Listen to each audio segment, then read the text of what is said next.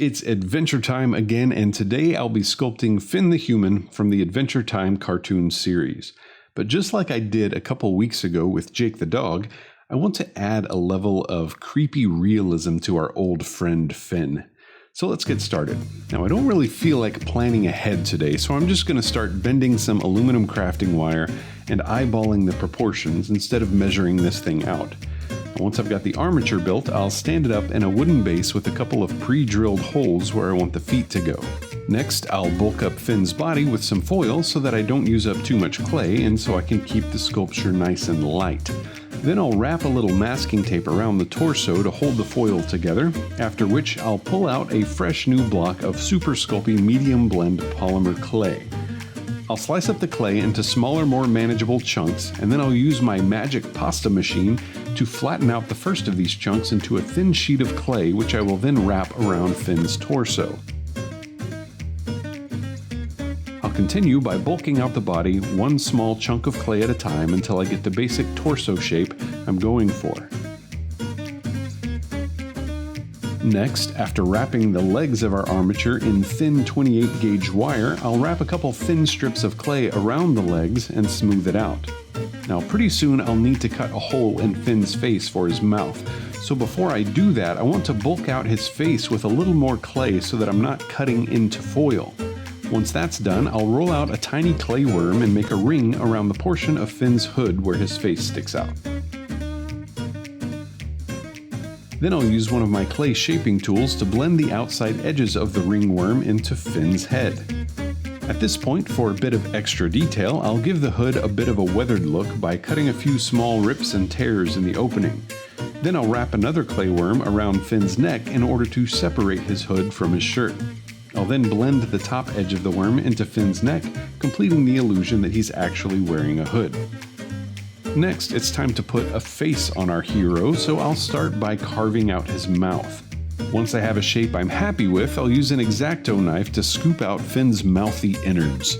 Then I'll use a ball stylus to smooth out the lips and the inside of the mouth. For the eyes, I'll use a smaller ball stylus to make some tiny sockets into which I will insert two tiny spheres for eyeballs.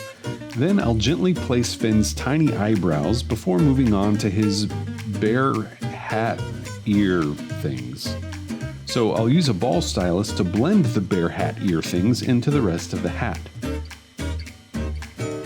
Next, I'll finish up the mouth by using needle nose pliers to shove a few pre-baked teeth into the gums, and I'll use Bacon Bond to hold the teeth in place. Now let's pause for a moment before we finish out the mouth. Finn's looking pretty good so far, but it occurs to me at this point that he's still looking a little too cartoony and not quite as creepy as I was hoping for. So I'm going to remove the eyes and start over. The first thing I'll do is to enlarge the sockets with a larger ball stylus, and then I'll insert a couple of larger pre-baked eyeballs into those larger sockets before using a few tiny clay worms to create some sufficiently disturbing eyelids.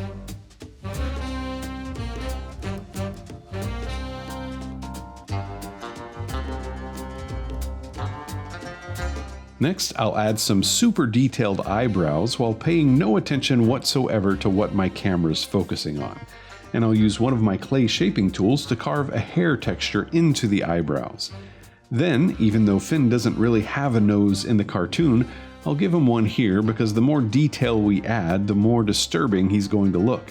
And while we're going all out, I'll go ahead and add a couple of wrinkles to his forehead and smile lines next to his mouth.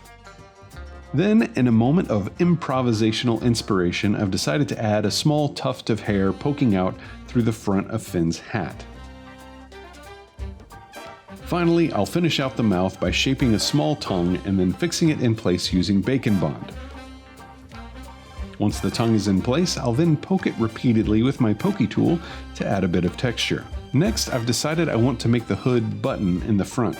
So I'm placing a small clay worm below the chin to make the hood look like it has a flap.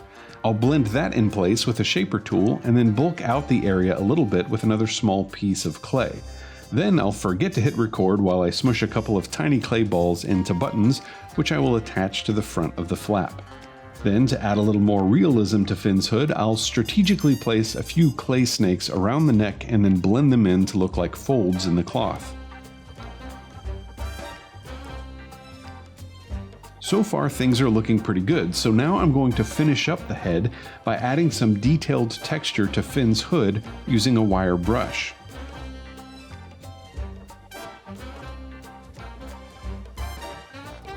Once that's done, it's time to move on to the body. For our purposes here, we're going to say that Finn is older now and a little past his prime. As such, I'm going to give him some saggy pectoral muscles and a bit of a dad bod. Then, once we've sculpted Finn's physique into an accurate reflection of the standard American diet, I'll wrap a flat strip of clay around his waist and blend it in for the top of his jorts. For his shirt, I'll add a few thin clay snakes for wrinkles, and then I'll blend those in using a tapered silicone sculpting tool.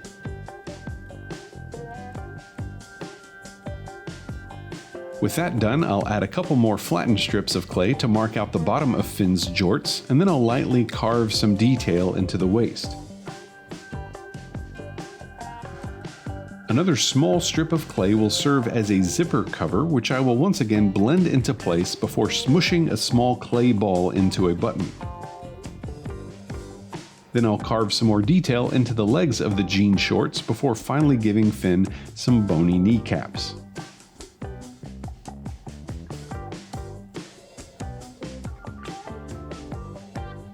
At this point, I'll throw my work in progress into the oven at 275 degrees for about 20 to 30 minutes. Once he's cooled down, I'll start bulking out and shaping Finn's arms while experimenting with a couple different poses.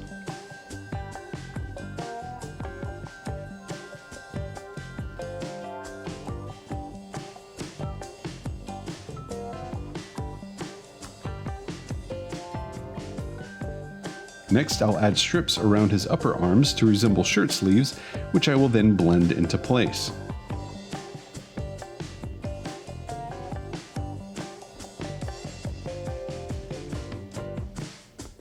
Next, I'm going to make some tiny fists using small bits of clay that I will smush into something resembling a cube before slicing it up, carefully shaping it, and then carving in the details using a shaping tool. Then I'll poke a hole where the wrist goes before adding a thumb, which I will blend into place, and then using Bacon Bond, I'll attach the hands to the arms and blend them together.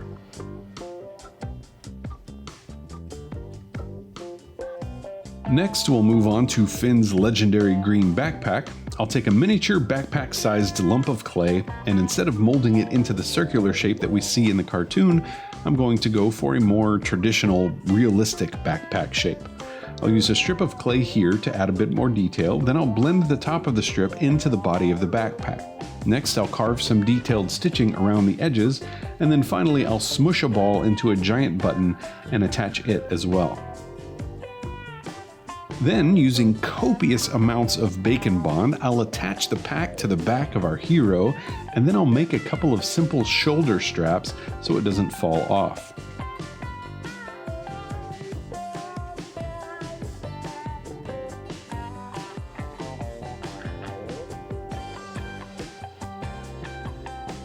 Next, I'll sculpt a pair of shoes for our intrepid hero, and when those are done, I'll add a fluffy pair of socks.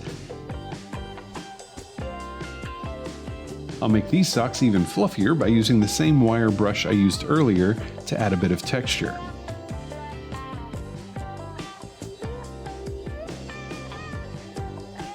Then it's back into the oven for another 30 minutes, and once the sculpture cools down, it's time to start painting.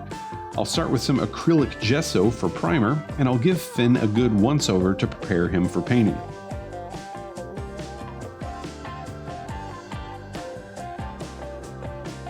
I'm going to start with black, and I'll use it to paint the inside of Finn's mouth and the outside of his shoes.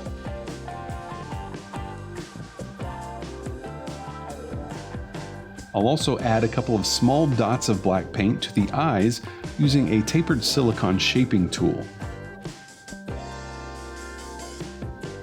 Then I'll apply a red wash to the tongue and wipe off the excess with a paper towel.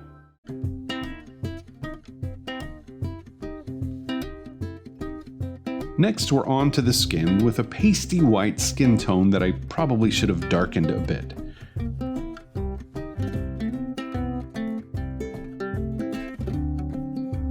Once I'm done with the face and arms, I'll move on to Finn's trademark blue shirt.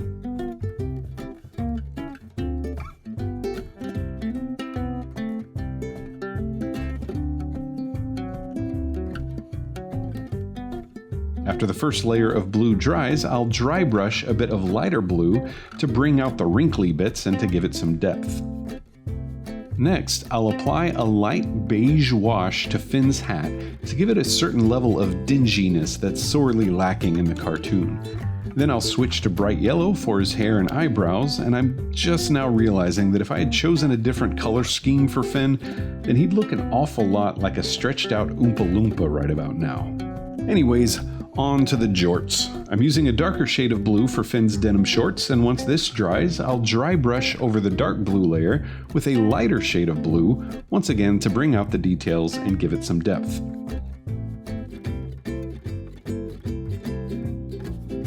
Then I'll use a light shade of gray for the button before moving on to the backpack. For the backpack, I'll start with a medium light shade of green that I'll apply to the upper half of the pack, and then I'll move on to a darker shade of green for the bottom half.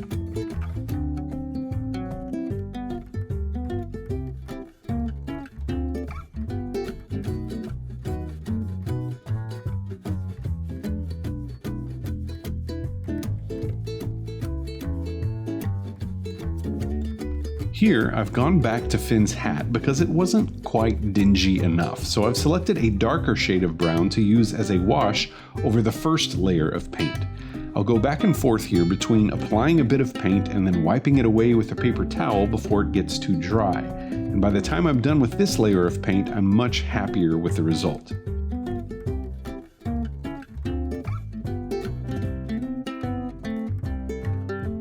And since that's the last bit of paint, it's time to step back and take a look at the result.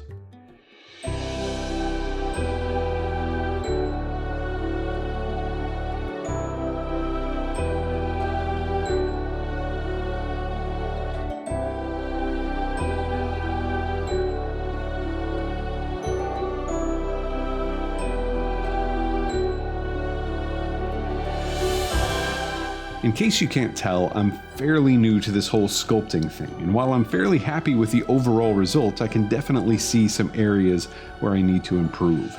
But I hope you liked the video, and if you have any ideas for other creative projects you'd like to see me try to tackle, let me know in the comments.